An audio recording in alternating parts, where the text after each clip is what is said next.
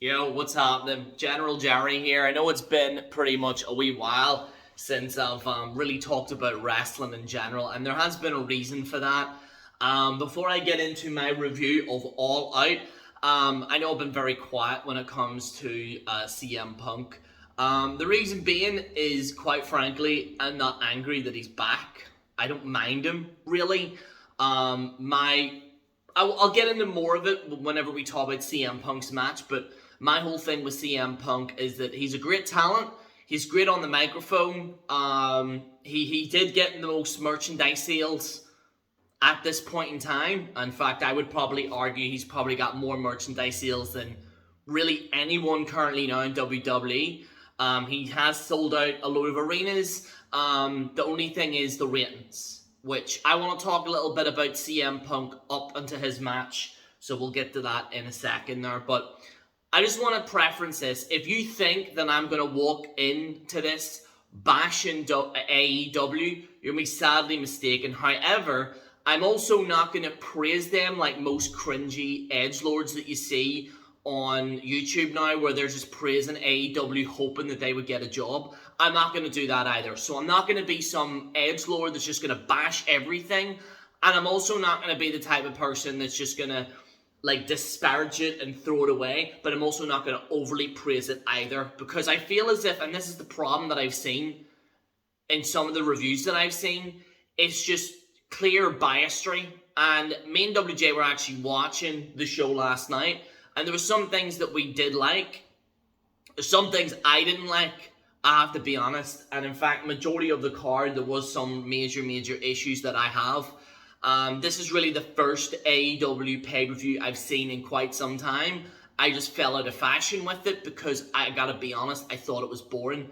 They have made some improvements, but they've also taken a step back as well when it pertains to the actual wrestling. But we'll get into that in a second there, okay? So first and foremost, we'll talk about a cancelled match. Pac and Andrade were supposed to compete against each other.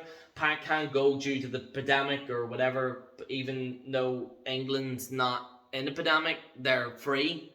So I don't know what's going on there, but there's something up with him, with Pac, or with all that there. There was a pre-show, which was Best Friends, Orange Cassidy, Chuck Taylor, Wheeler, Jurassic Express, Jungle Boy, and Luchasaurus, and Marco Stunt, and defeated the Hardy Family Office, Matt Hardy, Private Party, and Hybrid 2. I really don't give a shit. I'm sorry, I really don't care. Some of these tag teams, the reason why I don't care about these tag teams, and I'll get this in a second when it pertains to the Young Bucks. Thankfully, the Young Bucks lost, but the Young Bucks have inadvertently said that they were going to build the tag team division, and they're going to make the tag team division better than what it is. I do not care about Best Friends. I do not care about Jurassic Express. I don't care about Hybrid 2. And I don't care about Matt Hardy's Private Party, Matt Hardy's Family Office. I don't care because the Young Bucks have taken the entire spotlight. And I know people are going to say, but Jerry, they lost today. And that's great. That's no problem. They lost to a better tag team because the Lucha Brothers are an actual superior tag team to the Young Bucks. Personally, for me, I think they are. But what the Young Bucks have done is that they've just buried their tag team division to the point where the only tag team that I legitimately care about is the Lucha Brothers. That's it. And some people might be saying, oh, it's go away hate and stuff like that. And no, the reason why these guys turn heel is because they know majority of the mainstream wrestling audience just doesn't like them. You might get a few kind of complete weirdos that might like them. Personally, for me, I think that they are the most overrated tag team, and the fact that some people are putting them in their top 10 wants to just make me absolutely vomit from my nostrils. A bunch of absolute retrobates. They are the worst thing when it pertains to professional wrestling. Their moveset sucks. The way they get on completely sucks. And I want to talk about the Elite, because there's a lot of things I want to talk about the Elite as well. But moving on, we'll talk about Miro and Eddie Kingston. Not a fan of the match. I think Eddie Kingston, it looks like they're kind of pushing him out a wee bit. And thank God, because he's absolutely god-awful. He's just straight up terrible.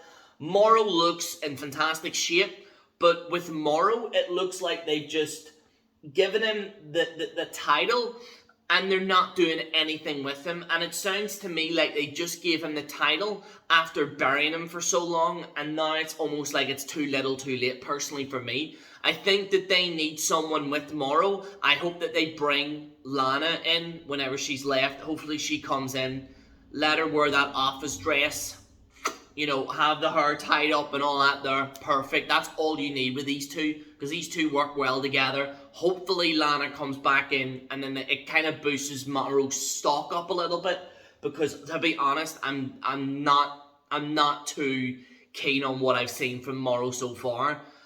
He was feuding about a video game to now, you know, being a legitimate threat when he's just been buried the last few fucking, almost like a year, kind of. So, I don't know. I personally didn't like the match. I thought it was incredibly boring. Eddie Kingston was no-selling like a motherfucker. Me and WJ were saying this because I was showing him, I was on the show and stuff like that. And we were watching it together. And WJ was even like, yo, he's not selling anything. I completely agreed. He just was not selling. Like, your man Miro was like doing this and doing this and doing this. And Kingston just was not selling. And I'm sorry, but if you're going to make Miro look like a legitimate badass, I would just have him beat Eddie Kingston in a few fucking seconds. If you want Miro to be a legitimate threat, and, you know, the whole part of this TNT championship is to go from the mid-card up to the upper card to the higher card. Like, that's the whole point of a mid-card belt. They haven't done anything. Like, this man has not done anything, and I found it quite disappointing, to say the least. On the another match, and I hope this isn't too negative, but I'm just gonna say it. Jon Moxley versus some old man I've never heard of. And this is a problem. They bring these Japanese wrestlers in expecting me to know who they are. Some people might call me a casual. I don't see why being a casual is a bad thing. Quite frankly, it says more that I have more of a social life than I probably would have, because some of you can name every single Japanese wrestler under the sun. This match was terrible. I did not like this match. It was forced. It was kind of rusty. This whole kind of it was terrible. It was not great. It was not great at all. And personally, for me, I honestly just, it's like, what are they doing with Jon Moxley? Is he just beating up people from Japan now? Is that his deal? Like, what? Like, I think they need to further him forward as a character. This is the first time I've really seen him. He's, you know, he's not in the best of shape. I'm just being honest, you know, and it's not like he's old. Like, he's not 40 or 50. Like, he's 36. Like, he's 6 years older than me. You know what I mean? And he's looking like someone that you see in a bar, like, and not like, it's not looking great.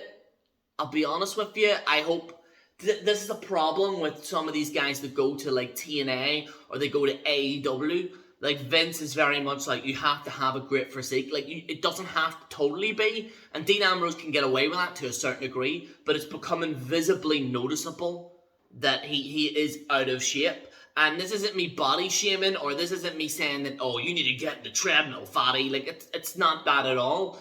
What I'm trying to say is that if you are a wrestler and you're topless in the ring, you have to present yourself to be in shape, unless the character is entitled that you don't. For example, Mick Foley. Like, Mick Foley doesn't need to be in shape. But Jon Moxley being this kind of, yo, I'm a badass, I'm this and that, he needs to be in shape. And what I don't want is wrestlers getting lazy.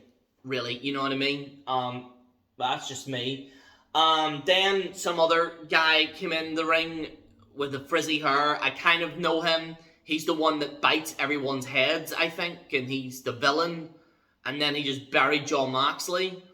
It makes no sense. Jon Moxley does not have this New Japan Championship, so why are we bringing these guys in to just do this? I don't get it. I think Jon Moxley's talents are being massively wasted going down this route when he should be doing stuff that actually would work with his character, like develop his character more. Like, why is his character like this? Like, in a storyline sense, you know, him just beating up guys in New Japan does nothing for me, okay? And if you like New Japan, that's totally fine. I ain't got no problems with it. I'm not going to be a military person that say, yo, screw you for liking New Japan. You like New Japan, that's totally fine. It's just not my thing. I don't have time to watch all of this wrestling, okay? I know some people do, but I don't. I really, really don't. Like, it's the first pay-per-view I've seen in full since, when was it? The last SummerSlam was the last time I actually watched a full pay-per-view. And then before that was like Royal Rumble last year or something like that. So I don't really do that many reviews, to be fair. It's just too much, folks. Too much knowledge, like, you know what I mean? But I wasn't a fan of it. The John Moxley match. Dr. Britt Baker defeated Chris Sadler with Orange Cassidy via submission. Their women's division isn't great, is it? Like, I'm going to say some positive things about AEW, okay? I want to say some positive things. But there needs to be a dramatic overhaul in their women's division. Like, one of the things that everybody says, and one of the things that everybody criticizes the AEW for, is that they have not developed their women at all. Like, Britt Baker, she's great. She's semi-decent in the ring, but she doesn't have that kind of flair. Like, she doesn't have that kind of, you know, like, you look at girls like Velvet Sky, one of the most underutilized wrestlers of all time, in my opinion, okay? You know, you got these certain female, like, you know, Lita, Trish Stratus, you know, these women that are like, oh, I know who they are, I want to see their match. Becky Lynch, whether people like to agree with me or not, Becky Lynch, Alexa Bliss, some of the stuff like that. With the thing is with AEW and their women is that the very thing that the people accuse WWE of just putting the women together is the very thing that AEW's doing. AEW had like one women's match, I believe, one women's match, and the other was a Royal Rumble just to highlight Ruby Soho. That's it. And I love the fact that everyone, and this is the thing, I think WWE goes too far down the women's route. Like, I think half and half. I think everything should be shared equally. Women should have their matches and men should have their matches. But when you oversaturate it like WWE does, it waters it down. With AEW, they're doing the complete opposite of what WWE's doing, but just as bad by literally underutilizing their entire women's division. There is not one woman that stands out to me that I do like. I think the only person I like was the Bunny. And WJ was like, what, Jerry? A little bit. But I quite like the Bunny. Because she's the only one that had character in that Royal Rumble. But I'll get to that in a second. Britt Baker won. I didn't really care. Orange Cassidy was like doing stuff or whatever. Not a fan like of that there. And I wasn't a fan of the match, I gotta be honest. I'm sorry. I'm not a fan of the match. Right, I'm gonna talk about a match that actually legitimately was good because the Lucha Brothers were Lucha Brothers were the MVPs of this entire pay-per-view. If it wasn't for this match, me and WJ would have just been asleep the entire time. Now there was some good matches besides this match, but the Lucha Brothers and the Young Bucks was very, very good. The problem is that there was this kind of interfering that they were doing. It was taking me out of the match, and stuff like that. But I think overall the match was really, really good. It was a great cage match. I thought the Lucha Brothers pretty much carried it. I have to be honest. I think that some people are giving the Young Bucks credit, but I'm going to be honest with you. I think the Lucha Brothers completely carried these two the entire way. And they just did like, what I liked about it was that every time they try to do like a little kind of gimmicky thing, the Lucha Brothers did something cool that was even cooler than what they were doing. I'm actually really glad that they won the tag team championships. I hope they have it for a long time because I think the Young Bucks have single-handedly destroyed their own tag team division. And I think it's time that we Now look at these tag teams that are in AEW, assess them, create new ones that are actually going to be better. Because that's what you want. You want better tag teams. You want to have your own creations. Have, for the love of fuck, have some good names. Like, the Hybrid 2. What type of name is that for a tag team division? So, I'm just saying. Overall, I enjoyed this match. It was very, very well done. Lucha Brothers, I hope they have it for quite some time. I actually really do like them too. Penta and Rey Fenix. Really, really good. I'm actually big fans of them. I'm actually going to watch AEW for them now. And CM Punk, of course, but Ruby Soho defeated and eliminated Thunder Rosa. Everyone thought Thunder Rosa was going to be favored, but then Ruby, obviously, they have to praise this WWE girl that was there before. I seen Ruby Riott back in the day in WWE. I was more of a fan of Liv Morgan. Gonna be honest, like, you know, and it's not, I think Ruby can wrestle. She can clearly wrestle, but it's just, there's not that kind of it factor. You know what I mean? Like, you need, like, if you're a wrestler, you need to have that it factor. Like, you have to make me want to watch this wrestler. And Ruby Riott, personally, for me, I didn't feel it. I'm gonna be honest with you. I thought the Bunny should have won. And I know she's not, like, the best wrestler, but she's the only one that actually projected her actual character in the match. Like, straight up. She's the only one that actually projected her entire character in the entire Royal Rumble. Everyone else was either from Japan, had dyed hair, and had, like, tattoos, and had, like, looked like a Fortnite dancer. That was it. Like, the Bunny girl, or whatever her name is, she's the only one that actually projected her character to me. Oh, right, okay, so she's a cheater, she's a person that manipulates things and stuff like that. I personally did enjoy it. I actually wanted her to win. But, you know, I hope they actually do something with her, because, I don't know, there's something about her a wee bit that I kind of quite like. Like, I think she would be a good, legitimate, good heel. Personally for me, but what do I know? Royal Rumble in itself was just, it dragged on. This match went on for 22 fucking minutes. I got confused because I forgot about this card thing, so they released everybody out, like 5 of them at once. Well, one at a time, but they released 5 of them, like, within a span of a second.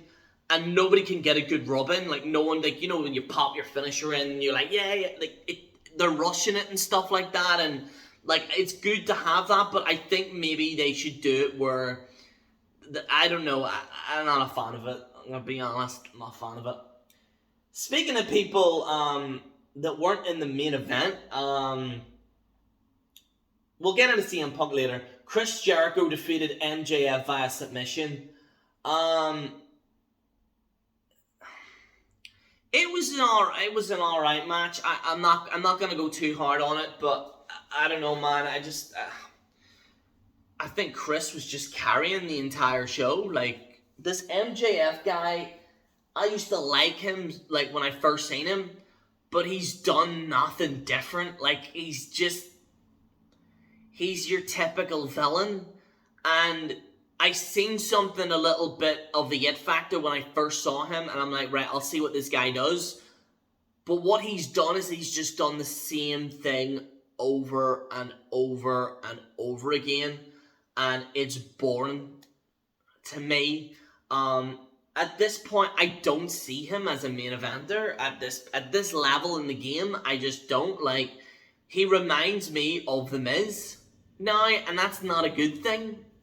You know, I think he's just a cheap version of The Miz now. While I think MJF could have delved more in, like, there's a video of him where he's like, he looks like a bit of a serial killer, like, kind of deal, where he's like, you know, this, like, he looks cocky, but really he's a reserved little fucking psycho. I hope they get more in the aspect of that character to separate him from being Miz 2.0. And I know people are going to disagree with me on this, and I get that 100%, like, you don't want me to, you know, you just don't want me to I'm not going to go at him too hard on this, but I just feel as if he's not doing anything different from my perspective. But, yeah. Kind of hilarious that he's not in the main event, because the very reason why I left WWE, but CM Punk versus Darby Allin, right? Sweet baby Jesus. Okay, right. Some of you are going to hate me. I know some of you are going to hate me. Either way, whatever I do, I'm going to get hate for this, but first half was abysmal. Second half was amazing. The first half of the match, the kind of stretches that he was doing, like this here, every 2 seconds. And I know you're trying to get into the match and people were saying, yo, he hasn't been in the ring for 7 years. 7 years, man. It's like, that's great, yeah, but he knows full well that he's going into this match. He needs some type of, some type of, I don't know what it was, but he looked lost in the first half of the match, to me. And people are going to point to people going, that's amazing, it's amazing, it's amazing, I fucking love it, oh, it's really good. It's like, chill, okay? Just calm down, alright? I thought he did really decent, but some of you are getting on like this match is a 5-star classic. It's not. The first half was really, really slow and really, really, really boring. The second half was really good. So I hope maybe it's just him kind of getting through the ring rust or whatever, but that's still not acceptable on a pay-per-view. Like The Rock didn't wrestle for nearly, 15 years when he was with John Cena and R-Truth and The Miz, and he looked $1 million because he practiced at it. I'm just saying, and it was a bit cheap when he went, 7 years, and it looked like he was saying an excuse. A little bit. It was weird, man. His attire was a bit weird. He's not wearing the trunks anymore. He's wearing, the pants, which is fine. If he wants to do that, it's totally fine. I don't think he's completely out of shape either. Some people were kind of saying he's a bit out of shape. I think CM Punk hasn't really been a guy that, has been in the best shape in the world, but I wouldn't say he's obese or anorexic. I wouldn't say that either. I'd say he's in somewhat decent shape. But with CM Punk, I think, honestly, he did a very good job for his first match. So, cards on the table. This is my issue. Okay? If you like CM Punk, there's nothing wrong with that. You shouldn't be ashamed of it, right? If you dislike CM Punk, that's totally fine as well. Okay? And some people might accuse me of sitting on the fence when it pertains to this, but I just want to say this. My concern for CM Punk is that when he's great on the mic, he's great on the mic. There's no denying it. Okay? But see this constant whining that I've seen, literally just recently. He said that him and Bryan was better than Hogan and the Outsiders. Better than the NWO. In a roundabout quoting way. And he says, Hogan, CM Punk's always hated Hogan for, whatever, it's his prerogative and stuff, but let's not delude ourselves, come on, Punky, you're not as good as Hogan, I'm just saying, you're not as good as Razor Ramon and Nash in the NWO, you're just not, mate. It's just facts, I'm sorry. But I hope he does something different with the character, because I could see that it might get a bit old.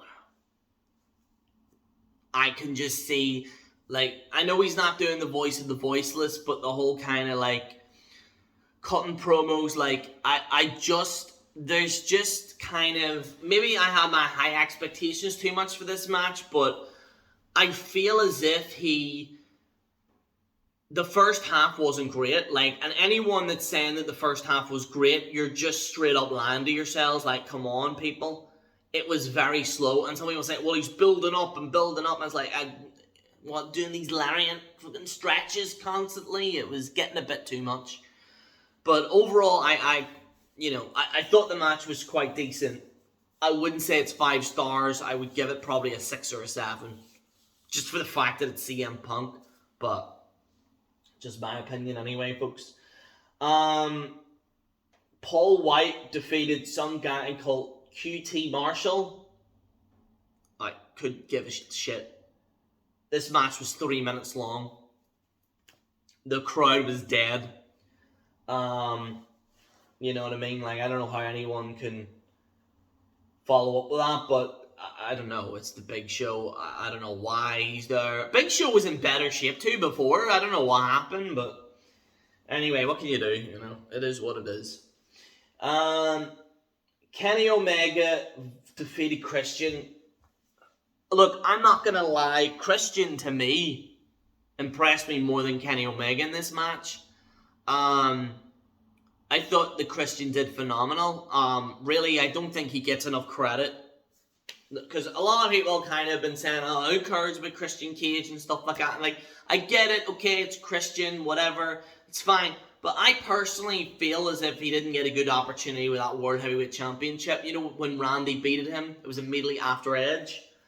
I just felt that there's something kind of bad with that. Because I think that they had something going on there. But with Christian in general, I thought he did an absolutely phenomenal job. Kenny Omega was alright. There was a cool spot where he stomped on the table and stuff. But just the constant interference was taking me out of the match.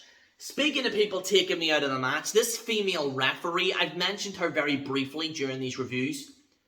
Can you stop? Stop. Like, stop trying to put yourself over. Like, see this whole... Like, what is this? Like, what is this? What is that? Can you just be a fucking referee? Stop Look, here's the thing. The job of a referee is to not be seen. Okay? When I'm focused on the referee more than the match, you're not doing your job properly.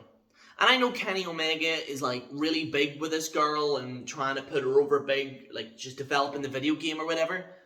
She's straight up the worst referee I have ever seen in my life. Like this whole, like, she makes like loud noises. Like it's like, I'm surprised she didn't go in the middle of the ring and do YMCA. Like it got to the point where it was just being ridiculous.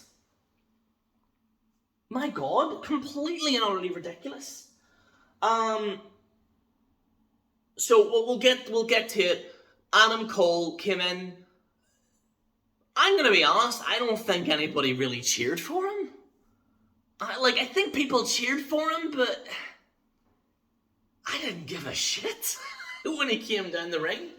And then I'm like, right, he's gonna turn on the Elite, because if he joins the Elite, he's going to do exactly what I've been saying for ages, and that is that with these guys, that they've done too much. Like, with the Elite, it's been done so much. Like, it's been overdone. It's been completely overdone. Like, we've seen Kenny Omega doing this before. We've seen him with the Young Bucks. We've seen him with Adam Cole. We've seen this before. Do something different with the Kenny Omega. Like, do something different with the guy. Do something different with Kenny Omega. You know what I mean? I'm just saying, just do something different with the fella. Stop doing this Elite thing. Nobody cares about it. And I know that, well, they're heels, you're supposed to boo them.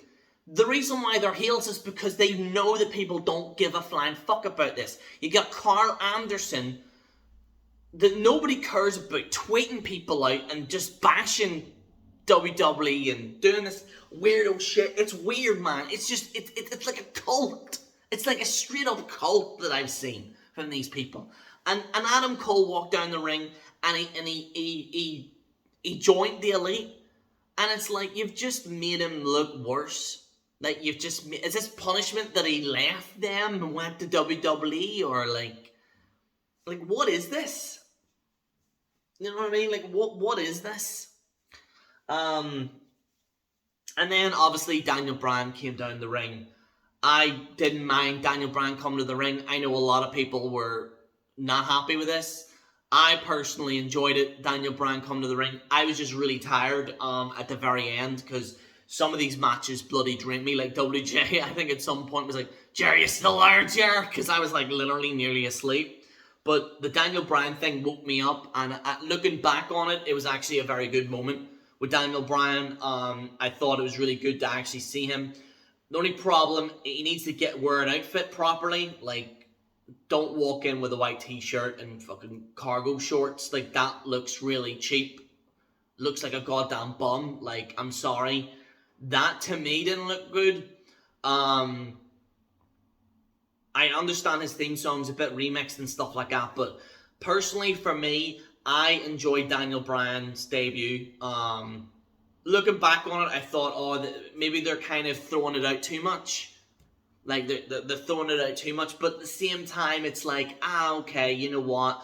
I get it. But it does take away from Adam Cole's moment. But at the same time, I don't really care about Adam Cole, so it's all good in my opinion. So, who really cares? Overall, I'm going to give this pay-per-view... Jesus. It's hard, man. It's not a 10, and it's not a 9, and it's not an 8. Like, don't lie to yourselves. It's, you know. I'm gonna give it a very generous 7. I don't like doing 6.5s and stuff. I don't like doing that. If I'm gonna go all out, I'll go all out.